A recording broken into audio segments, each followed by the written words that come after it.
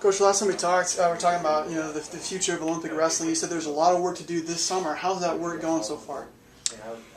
Well, we've had about 2 to 3 months of organized work, unlike what we haven't been doing in the past as much.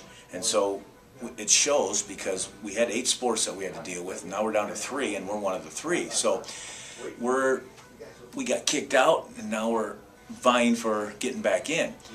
I think we have a pretty good shot at getting back in, but we can't let up. It's a sport that when you let up at the end, you get a little tired, and then you get beat. You can run out of gas. So I don't think there's anybody right now going to run out of gas to try to keep this in the Olympic Games.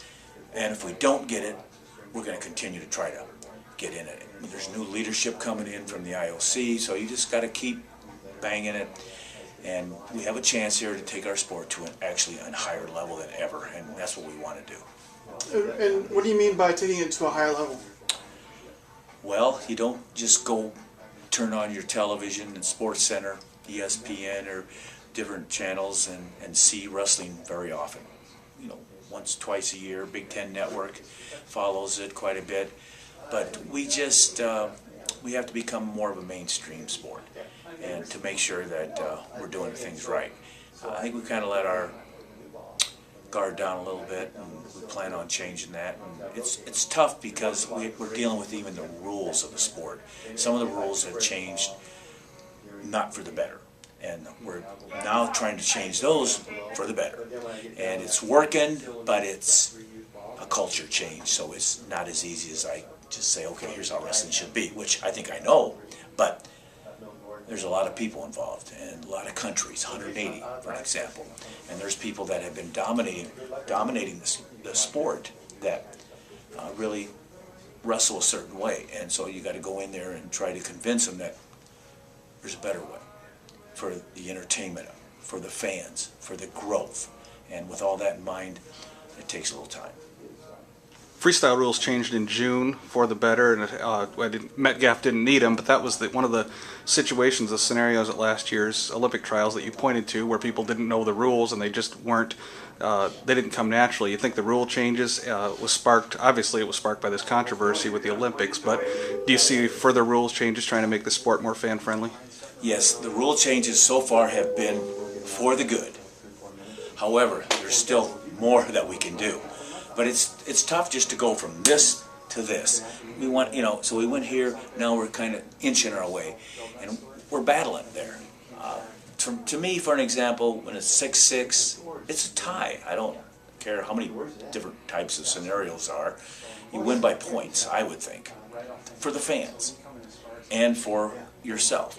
And so right now we haven't been able to convince them that a tie, when it's 6-6, there shouldn't be a winner, and they have a winner every time. How do you, well, we know how they do it, but it's not that easy to understand. And even the athletes sometimes lose track of it, and the coaches in the corner, and they got to look down, and they kind of can't keep scoring, and it's like, you shouldn't have to do that.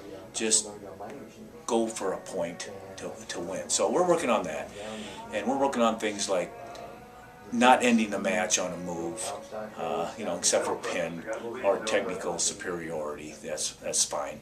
But the Russians, for an example, who have dominated the sport, really have done very well with the way the rules are. So they don't want to change a lot of the rules.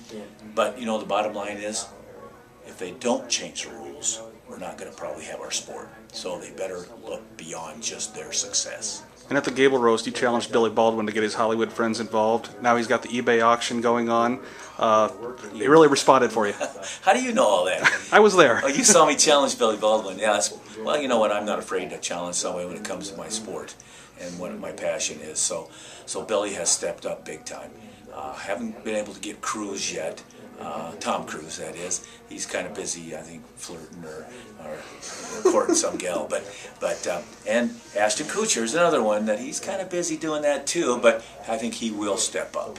So, and hopefully some of these people that have been Hollywood celebrities that have wrestled will come in and take us help us take us to another level. But Billy Baldwin, I must say, has really answered my challenge, and he's doing great things. And then real quick, the Iron Sheik, during his Hall of Fame speech, all of a sudden he just, almost in non sequitur fashion, shouted out Dan Gable, Waterloo, Iowa. What's your relationship with the Iron Sheik? Well, it was right during I was training in 1972 in the Williams Arena in Minneapolis. That's where the training camp was. And that's where he was training for his professional wrestling with Vern Gagne and that group. And all of a sudden he came in, and he was a professional wrestler, but he'd also wrestled in Iran, and he was a great amateur wrestler. And he was big. I mean, I was 150 pounder, so he was about 220. And he took me on, you know, because he figured this little guy could not stand up to him, and he found out different. And so he's respected me ever since. All right. Thanks, Coach.